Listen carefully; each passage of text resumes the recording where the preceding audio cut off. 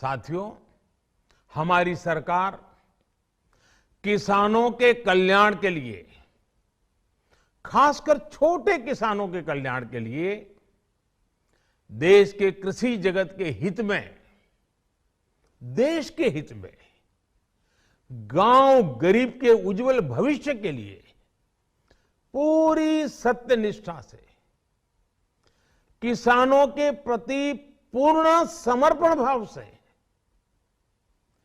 नेक नियत से ये कानून लेकर आई थी।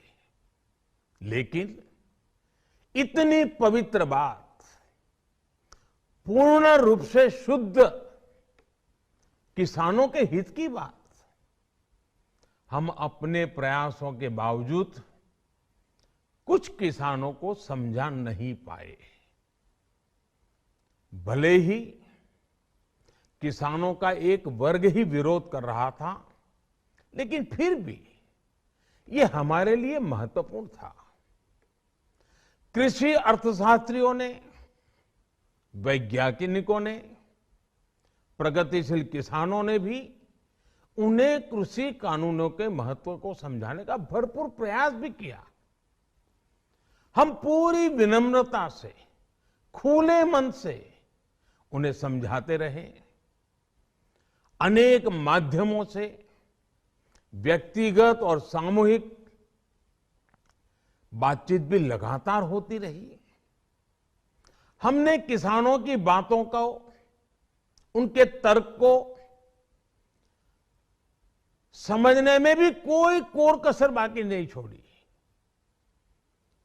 कानून के जिन प्रावधानों पर उन्हें ऐतराज था, सरकार उन्हें बदलने के लिए भी तैयार हो गई।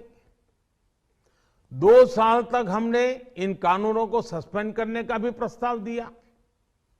इसी दौरान ये विषय माननीय सर्वोच्च न्यायालय के पास भी चला गया। ये सारी बातें देश के सामने है, इसलिए मैं इनके अधिक विस्तार में नहीं जाऊंगा। साथियों, मैं आज देशवासियों से क्षमा मांगते हुए सच्चे मन से और पवित्र हृदय से कहना चाहता हूं कि शायद हमारी तपस्या में ही कोई कमी रही होगी, जिसके कारण दिए के प्रकाश जैसा सत्य कुछ किसान भाइयों को हम समझा नहीं पाए। आज गुरु नानक देव जी का पवित्र प्रकाश पर्व है। ये समय किसी को भी दोष देने का नहीं है। आज मैं आपको, पूरे देश को ये बताने आया हूं कि हमने 3 कृषि कानूनों को वापस लेने का, रिपील करने का निर्णय लिया है। इस महीने के अंत में शुरू होने जा रहे संसद सत्र में, इसी महीने में, हम 3 कृषि कानूनों को रिपील करने की संवैधानिक प्रक्रिया को पूरा कर देंगे। साथियों, मैं आज अपने सभी आंदोलनरत किसान साथियों से आग्रह कर रहा हूं, आज गुरु पर्व का पवित्र दिन है।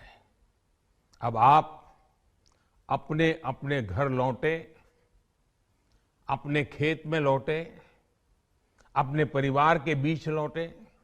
आइए एक नई शुरुआत करते हैं, नए सिरे से आगे बढ़ते हैं।